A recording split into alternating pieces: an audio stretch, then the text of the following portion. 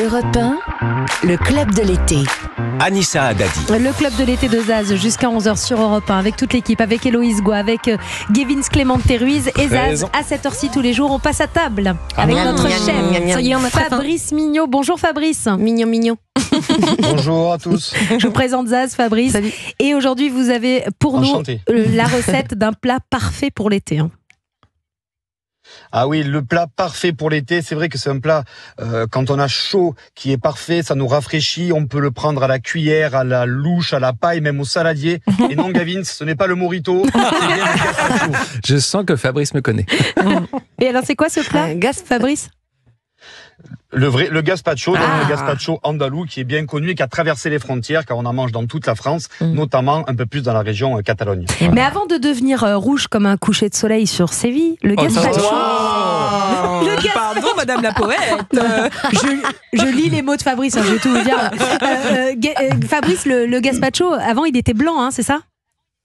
Et oui, et c'est pas si vieux que ça, mais ça s'appelle l'aro blanco. L'aro blanco, en fait, c'est l'ancêtre du gazpacho. Comme son nom l'indique, c'est de l'ail blanc. Donc, en fait, c'est simplement de l'amande, de l'ail, de l'eau, du vinaigre. Et en fait, on mixait tout ça et ça faisait une soupe froide à base d'amande. Et en fait, la tomate est arrivée évidemment plus tard, au XVIe siècle. Et c'est là où c'est devenu rouge comme ça, le gazpacho. Mais quand vous allez voir un Espagnol, vous lui dites à l'aro blanco, je fais bien l'accent, je sais. Et il va te dire que c'est le gazpacho de base. Ah oui, c'est vraiment le traditionnel. Bon, alors dans la recette, nous qu'on connaît du gazpacho andalou, il y a la tomate, mais il y a un ingrédient qu'on oublie, c'est le pain rassis. Alors ça, c'est obligatoire. Si vous mixez des légumes comme ça, vous allez avoir du jus de tomate. C'est pas du tout, en fait.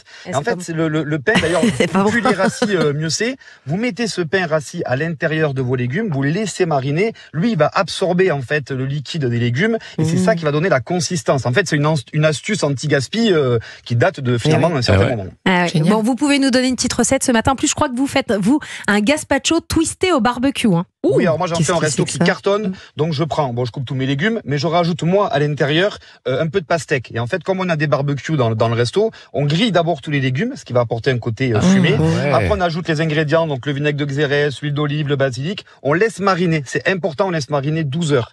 Sinon vous n'allez pas avoir le goût qui va s'imprégner.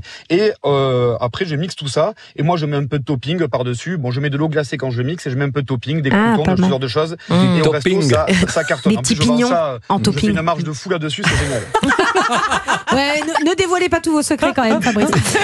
Vous allez avoir un contrôle fiscal. Bon, Fabrice, vous pouvez nous proposer pour terminer 4 déclinaisons de gazpacho que vous faites? Oui, très rapidement. Si vous voulez un peu varier les plaisirs, il y a le gazpacho vert. Évidemment, comme son nom l'indique, on n'y met que des légumes verts, comme le concombre, la courgette, l'avocat. L'aro blanco dont je parlais tout à l'heure, faites-le, ça coûte pas grand-chose. Et c'est vraiment un super produit. Et sinon, on peut même faire des gazpachos sucrés, par exemple avec des fraises, des framboises. On met quand même le balsamique, vinaigre et de la menthe à l'intérieur, ça vous fait un gazpacho sucré.